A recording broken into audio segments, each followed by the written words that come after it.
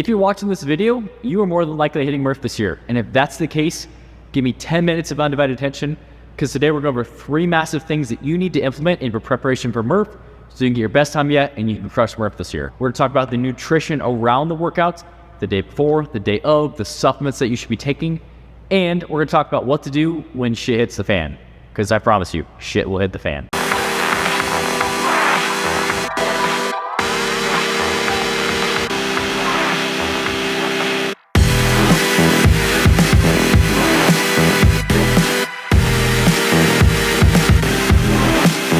Now, before we hop into this video, a lot of the results and a huge part of the success that we see in the gym is due to our nutrition. And a lot of times people will have the best workout, and if we're not eating towards our goals, it's really gonna limit ourselves and our ability to make progress. You can be following the greatest workout program, you can give great intensity and great effort, but if you're not eating for your goals and you're shooting yourself in the foot when you leave the gym, that's gonna be a huge problem, and it's really gonna limit the progress that you see in the gym. So what I'm gonna offer you today is a free macro calculation. I left a link down in the comment section below. After you're done watching this video, go click on that link down in the comment section, fill out a form. I'll do the rest. I'll tell you how many carbs, fat, protein that you need to be eating in order to reach your goal and get better results in the gym.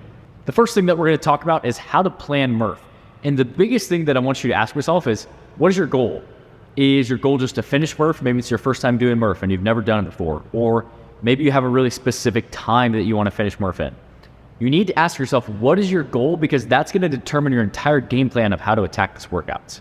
Say that, for example, your goal is to get Murph done in 50 minutes. If we break that down, we need to break down what you need to run your first mile in, what you need to get your 10 rounds of 5, 10, 15 done in, and what your last mile needs to be. In order to get a sub 50-minute Murph, what we need to do is we need to run our first mile in 10 minutes. We need to complete 20 rounds of 5 pull-ups, 10 push-ups, 15 air squats in 30 minutes, and we need to finish with a 10-minute mile run at the end. That gives us 50 minutes of time. This is something that I've talked about in my other videos, and structuring your rounds of 5, 10, 15 on your pull-ups, your push-ups, and your squats, and a format that you can repeat. So what I mean by this is we don't just want to burn through Murph and we're cooking and we're going out hot and we get through 5 rounds and we just hit a freaking wall, or we go out, we sprint that first mile, we come in and we're freaking gas.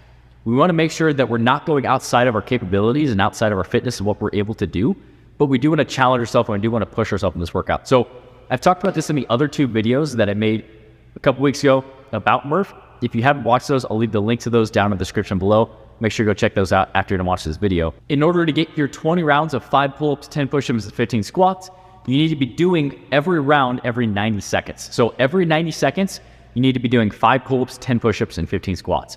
Maybe it's not 50 minutes at your goal. Maybe your goal is 45 minutes or 40 minutes or whatever your goal is. You just need to ask yourself, what is my goal that I want to finish this Murph time in?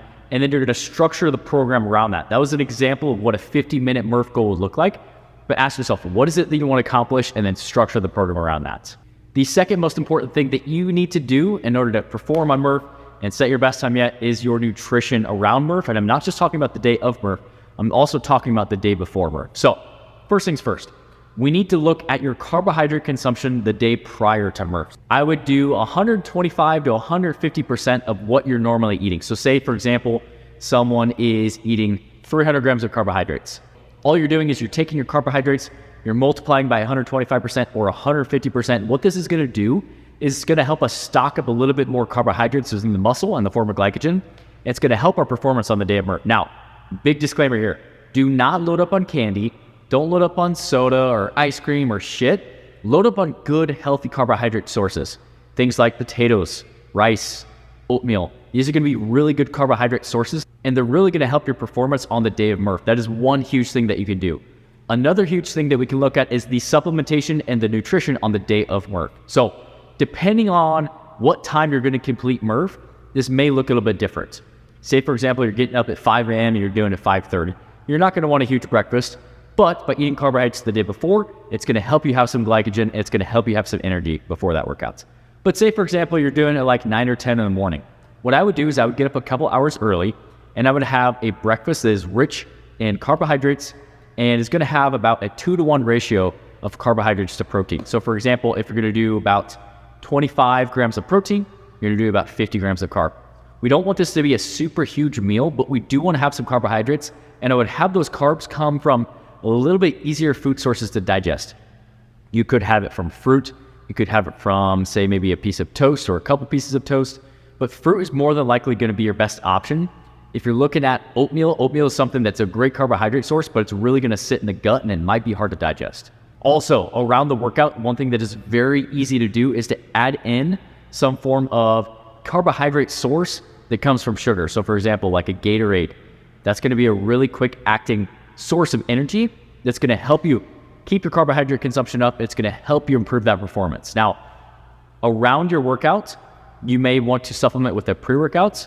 I would make sure that you slowly sip on that and that you have it down by the time you start the Murph. Make sure that you're not just chugging it right before and then you're going to run in and do your 20 rounds. That is going to end in a catastrophe, I promise. So if you're drinking a pre-workout, not that it's necessary, but I do like a good pre-workout and I do like to drink a pre-workout before Murph. So if you're doing that, make sure that's something that you're sipping on slowly. You're not chugging it right before so that you have good energy. You have that effect that you get from the pre-workout. Now, for most people during Murph, you're not really going to want to be sipping on a lot of things. You might have something like a Gatorade or water nearby, but you're really not going to be going over it too often because you're going to be moving throughout the workout. Now, post-workout is one of the most crucial times that we're going to look at Murph around your supplementation and your nutrition that is going to help you recover, because this workout will create soreness and DOMS, and it will wreck you if you do not focus on this point right here. So what you need to do post-workout is you need to have carbohydrates, you need to have protein, and I would even go one step further. And I would add some sort of electrolyte source, whether that is through something like an Element or a Gatorade or Powerade or whatever you're looking at. I would add in some sort of electrolytes because this workout is going to create a lot of stress on the body. You're going to be sweating like crazy. You need to replace what you're losing from this workout.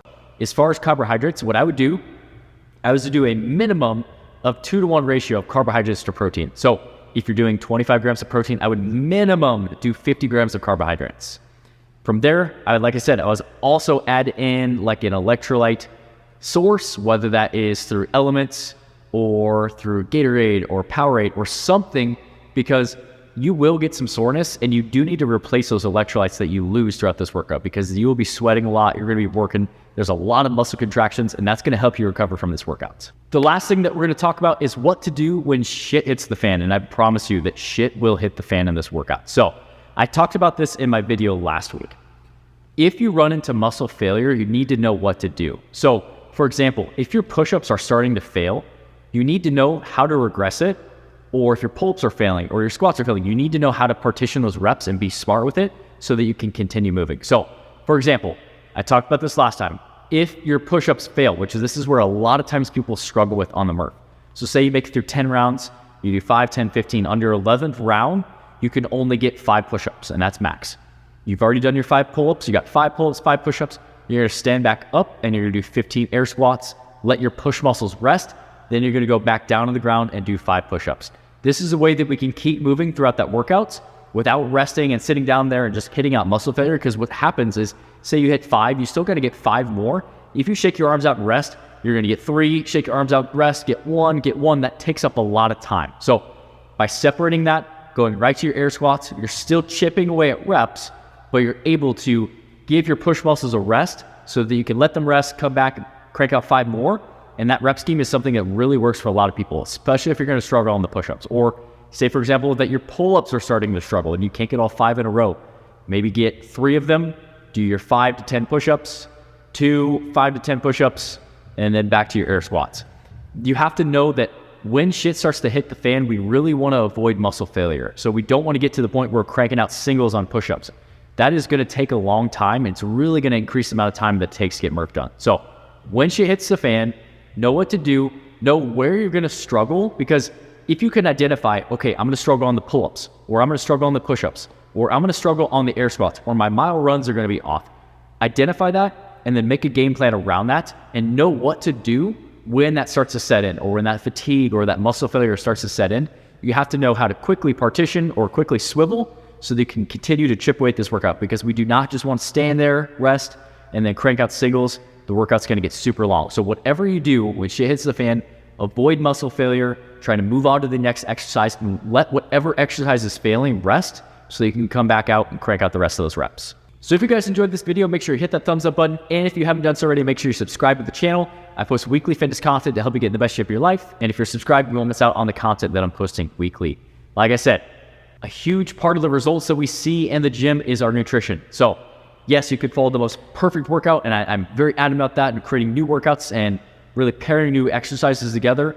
And I'm always trying to come out with new stuff. But if you're not eating towards your goals, it's really going to limit your fitness. So if you don't know what to eat, you don't know how many carbs, fat, protein that you should be eating, go down in the comment section, click on that link, fill out that form, and I will get the rest of your macros back to you. I'll tell you how many carbs, fat, protein that you need to eat in order to reach your goal. I've recorded a couple other Murph videos. I'll leave the links to those down in the description below. I'll leave my latest one that you can go click up here next to watch that. Make sure to check that one out. Good luck on Murph. Let me know how you do in the comment section below, and I'll see you guys in the next one.